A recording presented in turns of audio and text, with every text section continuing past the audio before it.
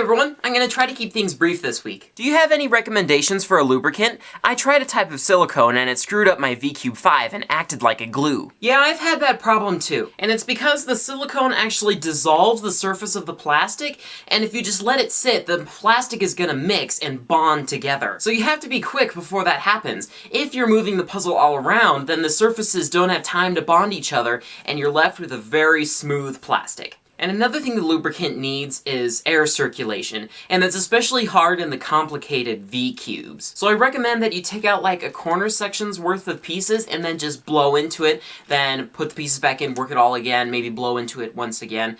So, and that should help it. That's what helped with me. And I found that was especially common with CRC lubricant, but with Jigaloo it's very similar, but I think it works a bit better in that case. Would you say to learn PLL or OLL first? Go for PLL first, because it's less algorithms. If you learn OLL first, you're not going to solve the cube any faster than if you had learned PLL first. Will you ever get the latch cube? It is extremely hard to solve. That was actually the next cube voted up in my moderator module, so I just ordered it today. And personally, I really did not want to get it, but since all of you want to see me suffer, I decided to oblige. Why don't you go after the X-Cube for building your pin mod idea into their core? I think that's a question more appropriate for the V-Cube company, because I think that cube uses more of the V-Cube mechanism than it does of my modification. I mean, it's kind of similar to my mod, but I don't think there's enough of a similarity to say that I have rights to anything, even if I did bother to patent it. Do you cube in public, like on a school bus, in school, etc.? Well, if I was sitting on a bus or like a plane and there's a stranger sitting right next to me, then no, I think that would just be too awkward. If I was sitting with my family in a public place like that, then yes, I would cube. Which non-cubic puzzle is your favorite? I would say the Void Cube. You know, I just love playing with this thing and all the shapes all over the place. Yeah, it's a lot of fun. Are you going to get a touch cube? No, I'm not really a fan of electronic puzzles, and the touch cube I think is the closest electronic thing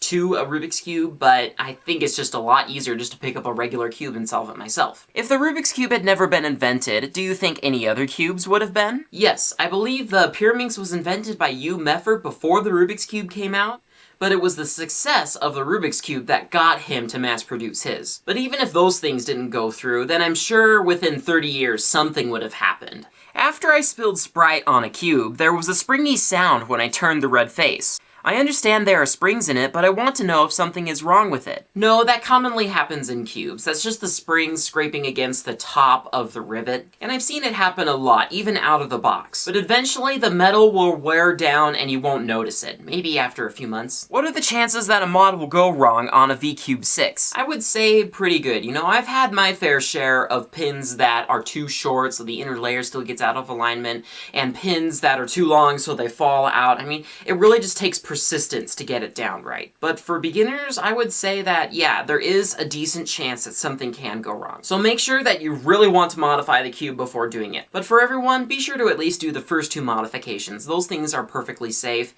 It's just the pins you have to worry about. Okay, so that about does it for cubing related comments. Now let's move on to a few uncubing related ones. What time of day do you work at Golden Corral? I really want to meet you. Send me a private message, and the same goes for everyone. For those who don't know, I live in Great Falls, Montana, so if you're ever in time, just let me know, and maybe we can work something out. And certainly a place like Golden Corral would be the best place to meet up. Though keep in mind that if it's on a busy night, I would have no more than like a minute to chat with you. Yeah, so, what's with the guns on the desk? Oh yeah, those were just some Airsoft guns that were just sitting there, and they look pretty realistic. One of them I actually used in the video, Don't Forget to Lock Your Back Door, that I had on this channel a while ago. What do you think of your old videos?